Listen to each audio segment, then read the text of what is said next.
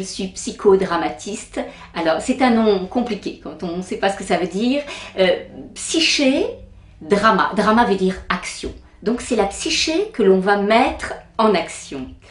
Et j'ai créé donc mon atelier qui s'appelle le théâtre authentique, où on va mettre en scène nos comportements de vie pour reprendre contact avec l'élan créateur de la personne. Alors, j'ai aussi écrit 2 livres. Un premier qui s'appelle Passage à l'acte de vie et un autre qui s'appelle Rompre avec nos rôles, et les 2 livres sont édités au Souffle d'Or. Alors, de quoi je vais parler autour de cette table ronde, autour de la féminitude, le féminin de l'être? Je vais parler des rôles que les femmes qui ont coupé le contact avec cet instinct vont être obligées de jouer pour survivre à une insatisfaction profonde.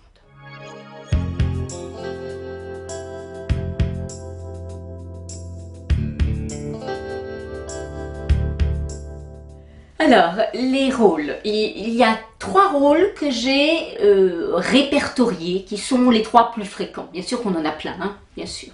Et puis qu'on peut tous, on peut tous les jouer à la fois. Mais ceux qui sont les plus fréquents. L'Amazone. Ça veut dire qu'elle va sacrifier son être au service de sa réussite. La deuxième, c'est la sauveuse, qui va, bien sûr, elle aussi sacrifier son être au service des autres. Et enfin, la troisième, la puritaine, qui, elle, va sacrifier son être par peur de prendre contact avec la réalité de la vie.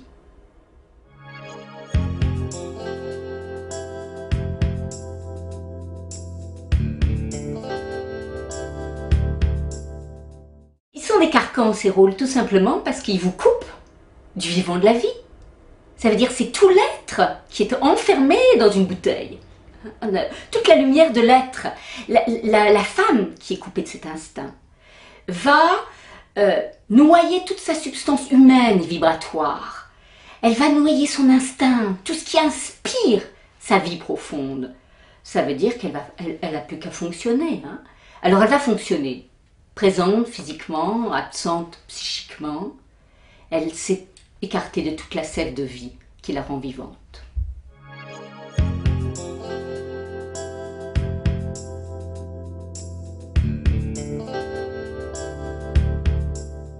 D'abord, la première chose, c'est de cesser de désirer le désir des autres et de lâcher cette agrippation au besoin d'approbation qui nous manipule.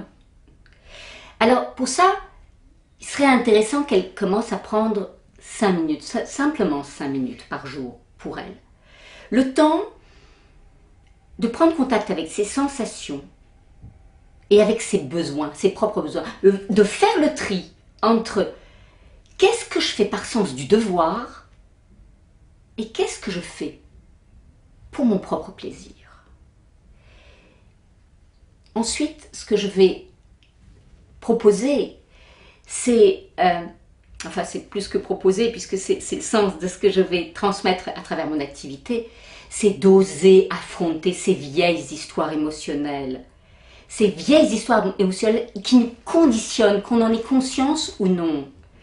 Donc, d'affronter ces histoires va permettre de s'en libérer. On va les affronter non pas pour rendre des comptes, mais pour retrouver cette source, cette fluidité de l'être qui coule à l'intérieur et qui appelle la vie.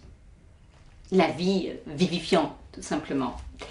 Et ensuite, moi je dirais toujours, n'oubliez pas une chose, c'est que votre plus grand désir, c'est d'être heureux, heureuse. Je dis heureux parce qu'on parle de féminin de l'être. Hein. Il est évident que ce féminin de l'être n'est pas l'apanage de la femme, hein, ni de l'homme d'ailleurs, c'est l'apanage des grands vivants. Donc, notre véritable désir, n'oublions pas de penser que notre véritable désir, c'est d'être heureux. Et que c'est la seule façon de rendre hommage à la vie.